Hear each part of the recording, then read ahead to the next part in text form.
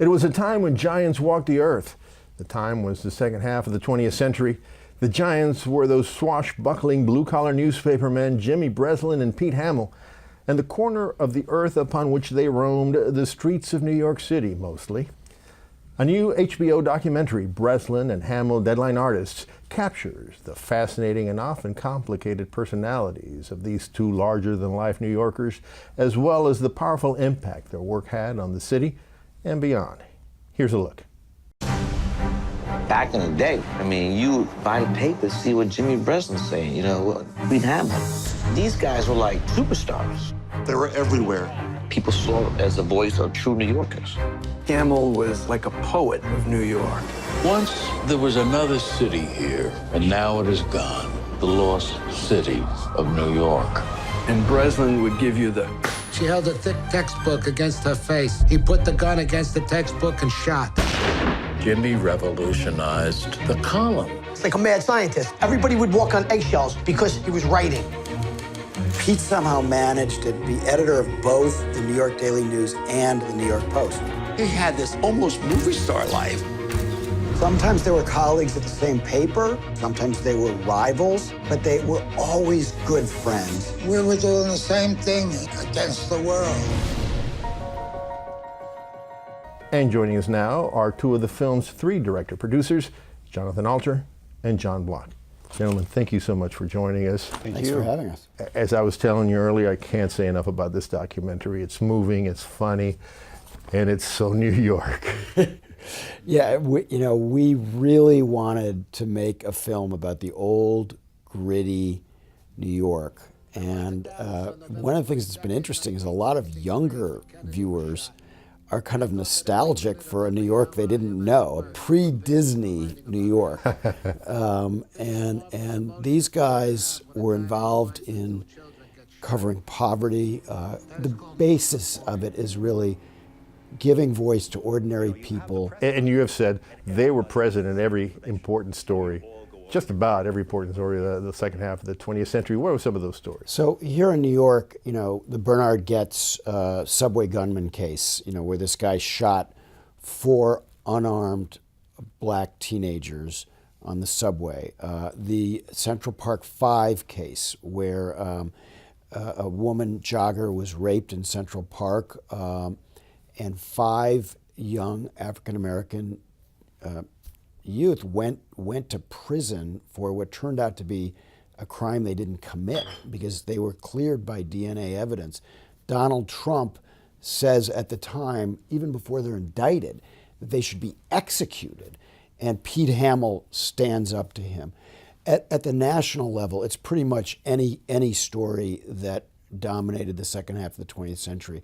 Vietnam, Watergate. Both Jimmy and Pete were just inches from Robert Kennedy when he was assassinated in Los Angeles, and they wrestled the assassin to the ground. I had no idea about that until I saw it in your film. Jimmy was in Dallas after John F. Kennedy's assassination. Jimmy was at the Audubon Ballroom when Malcolm X was assassinated in 1965. Pete was at Ground Zero during 9/11, wrote a brilliant column about... He was there on the day. Not only on the day, he was at the base of the towers. The attack. Yeah, and they fled and were separated. And he wrote one of the most beautiful and moving columns of the thousands that were written about that day. Pete's might have been the very best. And so what we tried to do, and then there were a lot of funny things that they got involved with, and they were so big. It's hard to imagine how nowadays a print journalist, right? Print journalist Jimmy Breslin hosted Saturday Night Live. Can you imagine that happening now?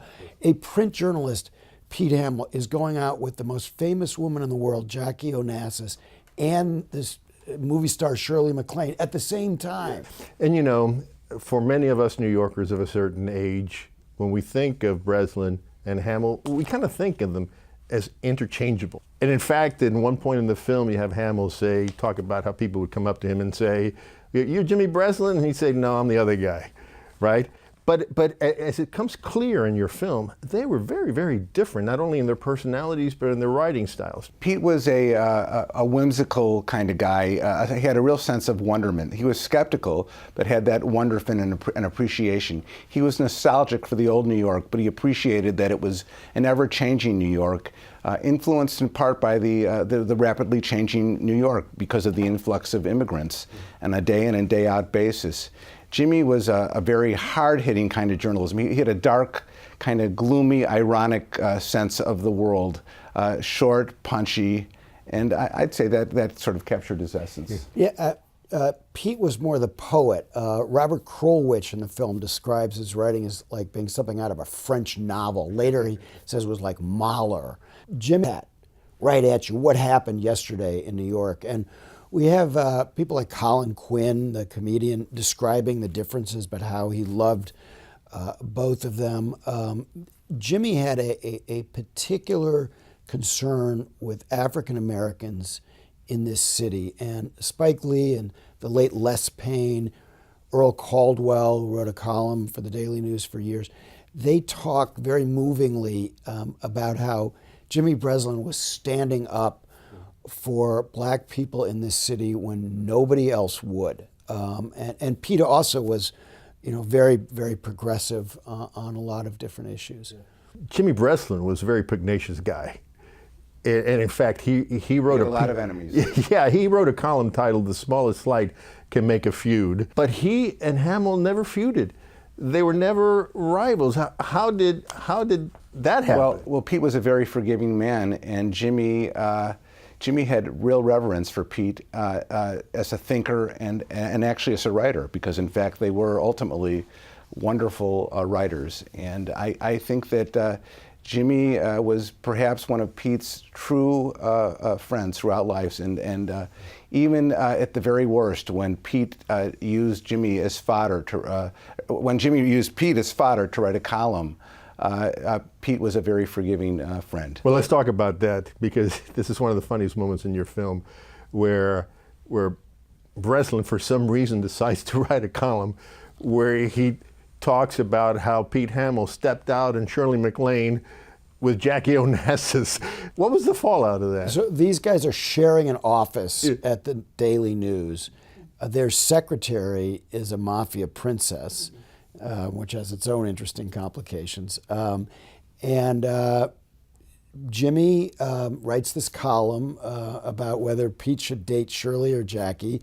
And when Pete said, "Hey, what gives?" Jimmy says, "I needed it." He needed a column. And they were very colorful guys, So we have like video of John Gotti in prison talking about Jimmy Breslin. What was he saying? Basically every other word was the F word, but it was about how Jimmy Breslin was writing about him, and he was comparing himself, Gotti was, to Abraham Lincoln. Yeah. At one point in the film, Hamill says that Breslin had opinions because he was a columnist, but that they were opinions based on real reporting, interviews with ordinary people one at a time. It is often said today, with some credence, that today reporters don't report but give opinions, not based on real reporting and conversations with real people. Jimmy and Pete were really from the school of, if your mother tells you you love you, check it out. They were shoe leather reporters. They were very heavy on detail. The devil is in the detail, and come face to face with the story. They didn't settle for doing it over the phone. They didn't settle but for just doing it by way of email.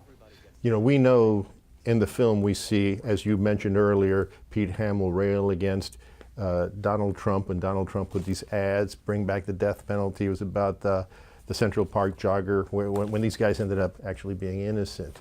I wonder how these two guys, if they had been covering the 2016 presidential election and were covering this presidency, how would it look like? Well, we asked them about this because we were working on the film in 2016, and they both said that if they had been active, they would be out interviewing Trump voters, trying to see why they would vote for this billionaire who so obviously was only pretending to care about them.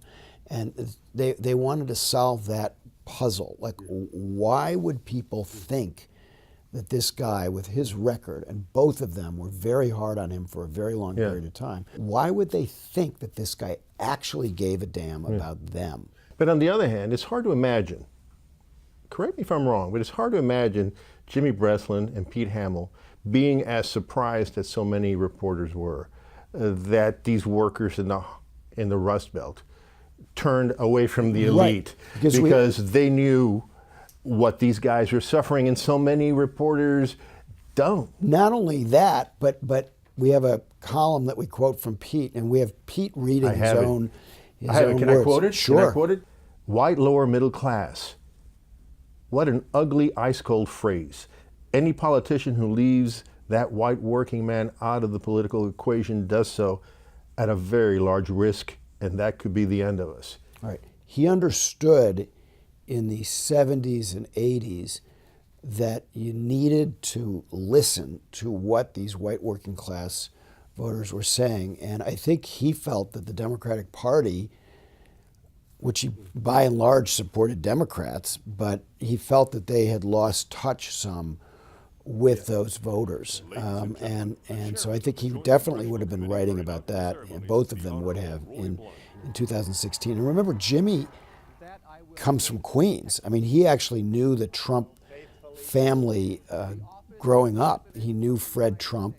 There was an unconfirmed report, I should stress unconfirmed, that Fred Trump many years ago tried to bribe Jimmy into not writing critical columns about his son. They were on to Trump, both of them.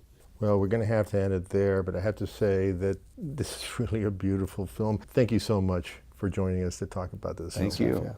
To watch Breslin and Hamill Deadline Artists, check out HBO's listings, or you can go to their streaming platforms, HBO Go and HBO Now.